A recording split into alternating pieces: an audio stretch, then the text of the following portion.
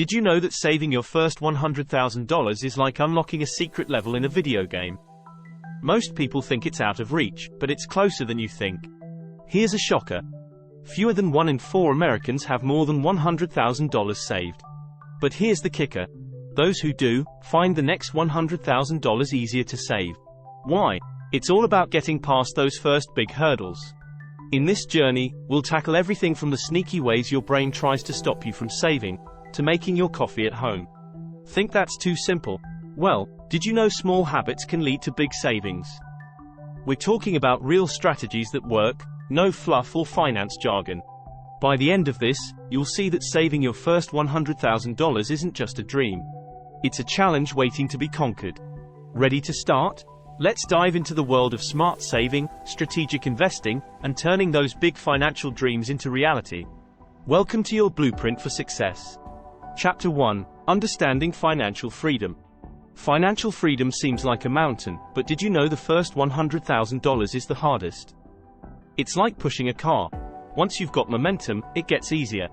Think of this as your first big test. Financial freedom isn't just about having money. It's about having choices. It means you can make decisions based on what makes you happy, not just your bank account. Chapter 2: Setting Realistic Goals. Breaking down your $100,000 goal is key. It's like eating an elephant, one bite at a time. Start with small, achievable targets. Maybe it's saving $1,000, then $5,000, and so on. Celebrate each milestone. It keeps you motivated. Remember, it's not a race. There's a wise saying, the best time to plant a tree was 20 years ago. The second best time is now. Start where you are, use what you have, and do what you can. Chapter 3: The Psychology of Saving. Ever wonder why saving is so hard? Our brains are wired for instant gratification. But here's a fun fact.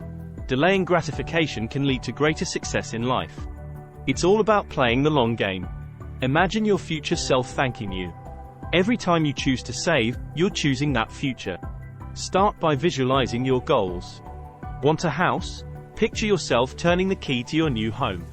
It makes saving feel more real and immediate. Chapter 4: Budgeting, the Blueprint for Success. Budgeting isn't about restricting yourself, it's about empowering yourself. It's giving every dollar a job. Did you know a survey found that people who budget save twice as much as those who don't? Start with tracking your spending. You might be surprised where your money goes. Then, categorize your expenses. Essentials first, savings second, and then the fun stuff. Remember, a budget isn't set in stone. It's a living document that changes as your life does. Chapter 5: Cutting Expenses versus Increasing Income. When it comes to growing your savings, think of it as a two-sided coin.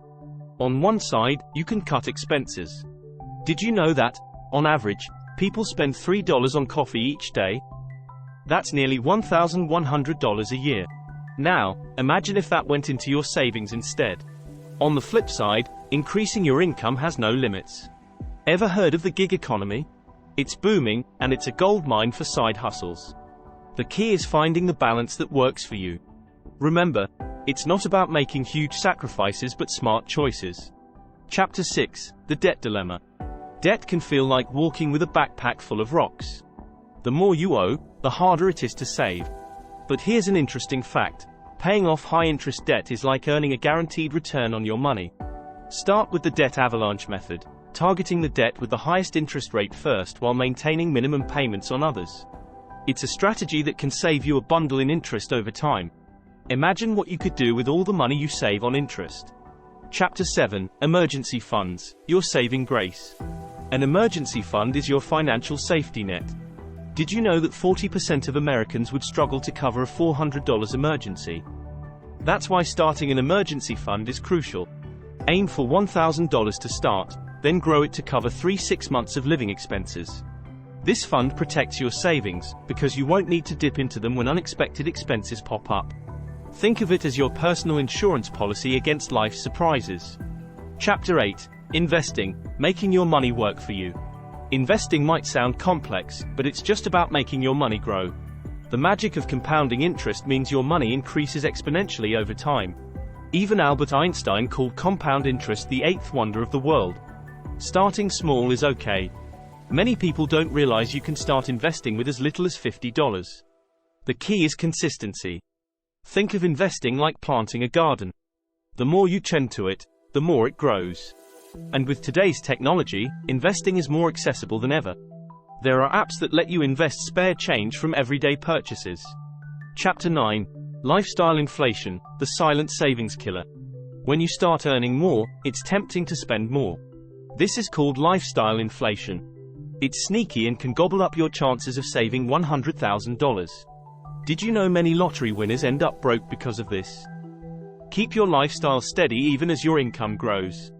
Treat yourself, sure, but in moderation. Remember, it's not about how much you earn but how much you save. Chapter 10. Social Pressures and Financial Decisions. Ever felt the urge to keep up with your friends' latest gadgets or vacations? That's social pressure. It can make you spend on things you don't need, hurting your savings goal.